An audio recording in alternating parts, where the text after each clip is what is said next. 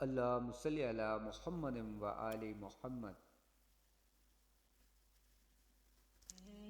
شروع کرتا ہوں اللہ کے ببرکت نام سے جو دلوں کے بھید خوب جانتا ہے۔ محترم ناظرین گرامی، السلام علیکم ورحمۃ اللہ وبرکاتہ۔ جناب ناظرین گرامی، آج کا ہمارا قصہ حضرت ہود علیہ السلام کی زندگی کے بارے میں ہے کہ حضرت ہود علیہ السلام نے اپنی قوم کو کس طرح دعوت دی اور قوم والوں نے حضرت ہود علیہ السلام پر الزام تراشی کی اور ان کا کیا نتیجہ نکلا۔ حضرت ہود علیہ السلام کا سلسلہ نسب ہود بن عبداللہ بن ربا الجارود بن عاد بن اوس بن ارہم بن سام بن نو علیہ السلام ہیں۔ حضرت ہود علیہ السلام قبیلہ عاد سے تعلق رکھتے تھے۔ یہ عرب لوگ تھے اور احقاف میں آباد تھے۔ احقاف ریت کے پہاڑوں کو کہتے ہیں۔ یہ علاقہ یمن میں عمان اور حضرت موت کے درمیان ساحل سمندر کے پاس واقع ہے، جسے شجر کہا جاتا ہے۔ اس وادی کو مخیص کہا جاتا ہے۔ وہ بڑے بڑے ستونوں والے خیمے میں رہائش پذیر تھے۔ قوم عاد کو عاد اولا کہا جاتا ہے اور عاد اولا ہی عاد ارم ہے۔ ان لوگوں کے قد بڑے بڑے تھے۔ ان جیسے دراز قد آور دنیا میں پیدا نہیں کیے گئے۔ وہب بن منبع رحمۃ اللہ علیہ نے کہا کہ ان کے باپ نے سب سے پہلے عربی زبان میں کلام کیا، اور بعض نے کہا کہ عربی زبان میں سب سے پہلے نوح علیہ السلام نے کلام کیا، اور بعض نے کہا کہ آدم علیہ السلام نے۔ حضرت ابو ذر رضی اللہ عنہ نے ایک لمبی حدیث میں جس میں انبیاء اور رسول کا تذکرہ کیا گیا ہے، ان انبیاء میں 4 عرب سے ہوئے ہیں: ہود، صالح، شعیب اور تمہارا نبی کریم صلی اللہ علیہ وآلہ وسلم۔ صحیح ابن حبان کہتے ہیں کہ ہود علیہ السلام سب سے پہلے عربی زبان میں کلام کرنے والے ہیں۔ جناب سامعین، طوفان نوح کے بعد عاد اولا ہی سب سے پہلے بتوں کی عبادت کرنے والے تھے۔ ان کے 3 بت تھے جن کی وہ عبادت کیا کرتے تھے، اور ان کے نام سمد، سمود اور ہر تھے۔ چنانچہ اللہ تعالیٰ نے ان کے بھائی ہود کو نبی بنا کر ان کی طرف بھیجا۔ ہود علیہ السلام نے ان کو دعوت دی کہ اللہ کی عبادت کرو، اس کے سوا تمہارا کوئی معبود نہیں ہے، کیا تم ڈرتے نہیں ہو؟ تو ان کی قوم کے سردار جو کافر تھے کہنے لگے کہ تم ہمیں احمق نظر آتے اور ہمیں خیال آتا ہے کہ تم جھوٹے ہو۔ ہود علیہ السلام نے کہا کہ میں حماقت والی کوئی بات نہیں کر رہا، بلکہ میں تو تم کو اللہ کا پیغام پہنچانے آیا ہوں اور اللہ کی طرف سے بھیجا گیا پیغمبر ہوں۔ میں تمہارا امانت دار ہوں اور خیر خواہ ہوں۔ ہود علیہ السلام نے ان سے کہا، کیا تم تعجب کرتے ہو کہ تم میں سے ایک شخص کے ہاتھ اللہ نے تمہارے لیے نصیحت کا پیغام بھیجا ہے تاکہ وہ تم کو ڈرائے اور یاد کرو اللہ کی دی ہوئی نعمتوں کو، جب اللہ نے تم لوگوں کو قوم نوح کے بعد سردار بنایا، تم کو مخلوق میں پھیلاؤ مطلب دراز قد والا بنایا، بس خدا کی دی ہوئی نعمتوں کو یاد کرو۔ تو ان لوگوں نے جواب دیا کہ تم اس لیے آئے ہو کہ ہم صرف تمہارے کہنے پر ایک خدا کی عبادت کریں، اور جن کو ہمارے باپ دادا پوچھتے چلے آئے ہیں ان کو چھوڑ دیں۔ تو اگر تم سچے ہو، جس چیز کا ڈر سنا رہے ہو تو لے آؤ۔ اس پر ہود علیہ السلام نے کہا کہ تم لوگ کیوں نہیں سمجھتے، میں تم سے کوئی صلہ نہیں مانگتا، میرا صلہ دینے کی ذمہ داری تو اللہ کے ہاں ہے۔ تم لوگ اللہ سے بخشش مانگ لو، وہ تم لوگوں کو طرح طرح کی نعمتیں اور انعامات سے نوازے گا، تمہارے لیے آسمان سے بارش برسائے گا اور رحمت کی بارش ہوگی، تمہاری طاقتوں میں اضافہ کرے گا۔ ہود نے ان سے کہا کہ جن کو تم اور تمہارے باپ دادا پوچھتے ہیں وہ سب تمہارے بنائے ہوئے خدا ہیں، تم لوگوں کو کوئی فائدہ دینے والے نہیں ہیں۔ ہود نے کہا کہ ہم سب صرف اللہ ہی کے بندے ہیں، تو تم لوگ اللہ کے سوا کسی کو شریک نہ ٹھہراؤ، وہ وحدہ لا شریک ہے، اس کے سوا کوئی عبادت کے لائق نہیں ہے۔ اس بات پر قوم ہود نے ہود کو جھٹلایا اور کہا کہ ہم تمہاری کوئی بات نہیں مانیں گے، اور الزام لگانا شروع کر دیے کہ تم جھوٹ بول رہے ہو، ہم تو یہ سمجھتے ہیں کہ ہمارے معبود جو ہمارے بنائے ہوئے معبود ہیں یہ صحیح ہیں، اور ان کی وجہ سے تمہیں کوئی آسیب پہنچا ہے اور تم دیوانے ہو گئے ہو۔ اور دوسرا الزام یہ لگایا کہ آخرت کی بعید از کا قیاس قرار دے دیا، مطلب آخرت پر ایمان ختم کر دیا، آخرت کو جھوٹا قرار دے دیا، اور کہا کہ جسم جو ہمارا مرنے کے بعد مردہ ہو جاتا ہے، مٹی بن کر ہڈیاں ہو جاتی ہیں، تو دوبارہ زندہ نہیں کیا جا سکتا۔ آخرت سے بالکل ہی منکر ہو گئے یہ لوگ، اور کہا کہ لوگ پیدا ہوتے رہیں گے، مرتے رہیں گے، یہ سلسلہ چلتا رہے گا، اور کہا کہ رخصت ہونے والے لوگ 36,000 سال بعد دوبارہ دنیا میں واپس آ جاتے ہیں۔ ان کے خیال کے مطابق جو حکم پتھر کے بنائے ہوئے بتوں کا ہوتا تھا، مطلب جو بھی حکم ہوتا ہے ان پتھر کے بنائے ہوئے بتوں کا ہوتا ہے، یہ لوگ یہ بتوں کی مانتے تھے۔ ان پر ہود علیہ السلام نے ان کو کھلا چیلنج دیا کہ میں تمہارے سامنے تمہارے بنائے گئے بتوں سے کھلا انکار کرتا ہوں اور لعنت بھیجتا ہوں ان پر، تو اب تم سب مل کر میرے خلاف چال چلو اور مجھے مہلت بھی نہ دو۔ جہاں تک تمہاری طاقت ہے ایڑی کا زور لگاؤ، اور جو تمہاری قدرت میں ہے تمام مل کر زور لگاؤ، میرے خلاف سازشیں کرو۔ مجھے تمہاری کوئی پرواہ نہیں ہے، مجھے کوئی فکر نہیں ہے، صرف اللہ پر میں بھروسہ کرتا ہوں اور یقین رکھتا ہوں بے شک میرا رب صحیح راہ پر ہے۔ ہود علیہ السلام نے ان کو کھلا چیلنج دے کر یہ ثابت کر دیا کہ وہ اللہ کا سچا پیغمبر ہے۔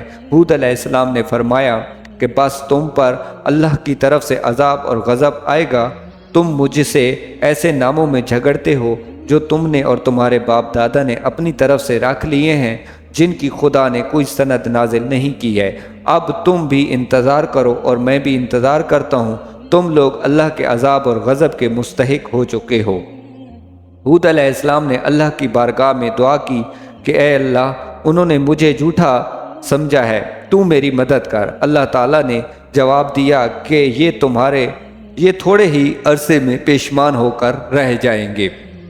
مفسرین اور مورخین نے اس جگہ وہ خبر ذکر کی ہے جس کا تذکرہ امام محمد بن اسحاق بن جسار نے کیا ہے کہ جب انہوں نے اللہ کے نبی کی دعوت کو ٹھکرا دیا اور اللہ کے ساتھ کفر کرنے پر جمے رہے، تو اللہ تعالیٰ نے 3 سال تک ان سے بارش روک لی، حتیٰ کہ وہ زیادہ مصیبت میں گرفتار ہو گئے۔ اس زمانے میں رواج تھا کہ اکثر لوگ جب پریشانی میں مبتلا ہوتے تھے تو اللہ تعالیٰ سے اس مشکل سی نجات کی درخواست کرتے، اور وہ اللہ کی حرمت والے گھر بیت اللہ میں جا کر آوازاری کرتے تھے، اور یہ طریقہ ان کے ہاں معروف اور مشہور تھا۔ اس دور میں وہاں عمالقہ قوم آباد تھی۔ یہ قوم عمالقہ بن لو بن سام بن نوح علیہ السلام کی نسل تھی، اور ان دنوں ان کا سردار معاویہ بن بکر تھا، اور ان کی والدہ قوم عاد سے تھی، ان کا نام جیلدہ بن الخیبری تھا۔ تو عاد نے 70 کے قریب افراد کا وفد بارش کی دعا کی خاطر بیت اللہ میں بھیجا۔ وہ وفد معاویہ بن بکر کے ہاں سے گزرا تو مکہ کے باہر رہائش پذیر تھا، تو یہ لوگ 1 ماہ تک اس کے ہاں قیام پذیر رہے، شراب پیتے، اور معاویہ کے دور اکاسیہ میں لونڈیاں جو تھیں ان کے سامنے رقص کرتی تھیں اور گاتی تھیں۔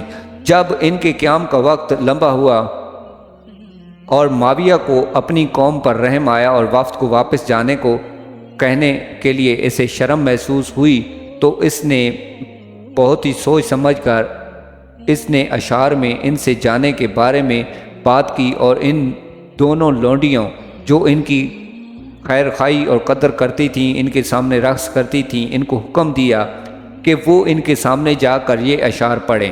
ان کا ترجمہ یوں ہے: خبردار اے قیل، تیرا ستیہ ناس ہو، اٹھ اور ذرا نرمی اختیار کر، ہو سکتا ہے کہ اللہ ہمیں بادل عطا کر دے، بس وہ عادیوں کی زمین کو سریاب کر دے۔ یقیناً عاد سے کمزوری کی وجہ سے کلام نہیں ہو رہا تھا، سخت پیاس کی وجہ سے اب ہمیں نہ بوڑھے کی زندگی کی امید ہے نہ بچے کی۔ کبھی ان عورتوں کی خیر و عافیت کے ساتھ تھیں، لیکن اب وہ بیوہ ہو رہی ہیں۔ جنگلی جانور ان کے پاس آلان آ رہے ہیں، اور ان کو عادیوں کی تیروں کا کوئی ڈر باقی نہیں رہا، اور تم یہاں دن رات اپنی چاہت اور خواہش کے مطابق عیش و عشرت کی زندگی بسر کر رہے ہو۔ بس تمہارے وفد کے لیے محرومی ہو اور اسے سلام اور خوش آمدید نہ کہا جائے۔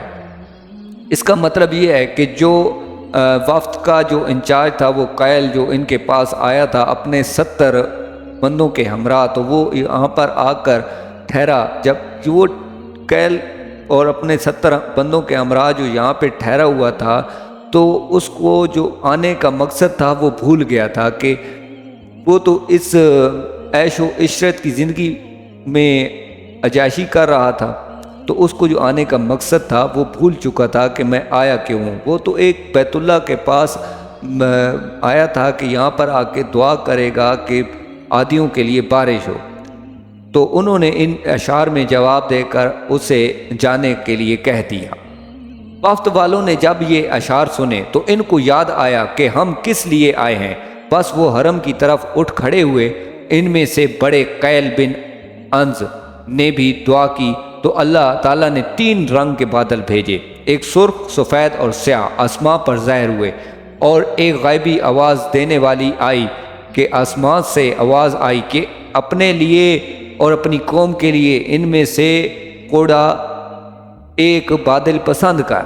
تو اس نے کہا کہ سیاہ بادل پسند کرتا ہوں کیونکہ اس میں پانی زیادہ ہوگا۔ ایک غیبی آواز آئی کہ تو نے ہلاکت اور بربادی کو اختیار کیا، اس سے قوم عاد کا کوئی فرد باقی نہیں بچے گا، نہ بچہ نہ باپ، سب تباہ ہو جائیں گے، صرف بنی لودیا الحمد محفوظ رہیں گے۔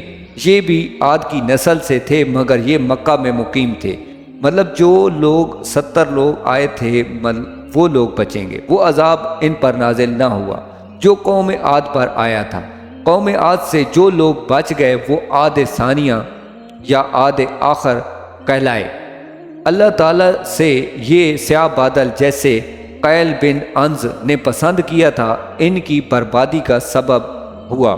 عاد کی طرف جلد یا وہ اس کی مخیص وادی تک پہنچا تو قوم عاد اسے دیکھ کر بہت خوش ہوئی اور کہنے لگی کہ یہ ہم پر بارش برسائے گا۔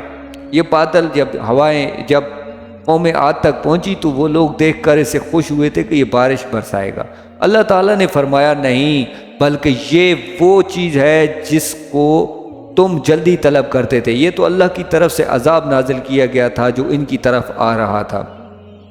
ہود علیہ السلام اپنے تمام ایماندار ساتھیوں کو لے کر ایک باڑے میں چلے گئے، اور وہ ہوا جو ان کی خوشی کا سبب بنتی تھی وہ ان کے جسموں کو تر و تازگی بخشتی، لیکن وہ ہوا قوم عاد کو آسمان اور زمین کے درمیان اڑا رہی تھی اور پتھروں کے ساتھ ان کو کچل رہی تھی۔ سب سے پہلے ایک عورت نے صحیح صورتحال دیکھی کہ یہ تو ایک سخت ہوا ہے۔ اس عورت کا نام مہد تھا اور وہ عذاب کو مشاہدہ کر کے چیخ اٹھی اور بے ہوش ہو گئی۔ جب وہ ہوش میں آئی تو لوگوں نے اس سے پوچھا کہ کیا معاملہ ہے، تو اس نے کہا کہ میں نے آندھی میں آگ دیکھی ہے جس کو کچھ لوگ چلا رہے ہیں۔ بس اللہ تعالیٰ نے یہ تیز و تندرست ہوا 7 راتیں اور 8 دن مسلسل چلائیں اور اس سے قوم عاد ہلاک ہو گئی۔ جناب ناظرین گرامی، یہ وہ لوگ تھے جنہوں نے اللہ تعالیٰ کی نابری کی تھی اور بتوں کی پوجا کی تھی۔ یہ قوم عاد جو ہود علیہ السلام کی قوم تھی۔ جناب ناظرین گرامی، آج کا ہمارا واقعہ یہاں پہ اختتام پذیر ہوتا ہے، اور حضرت علی بن ابی طالب رضی اللہ عنہ سے روایت ہے کہ ہود علیہ السلام اس دنیا سے رخصت ہونے کے بعد ہود علیہ السلام کی جو قبر مبارک ہے وہ یمن کے علاقہ میں موجود ہے۔ تو آج کا واقعہ یہاں پہ اختتام پذیر ہوتا ہے، اور ہم آنے والی نیکسٹ ویڈیو تک آپ سے اجازت چاہتے ہیں۔ اللہ حافظ۔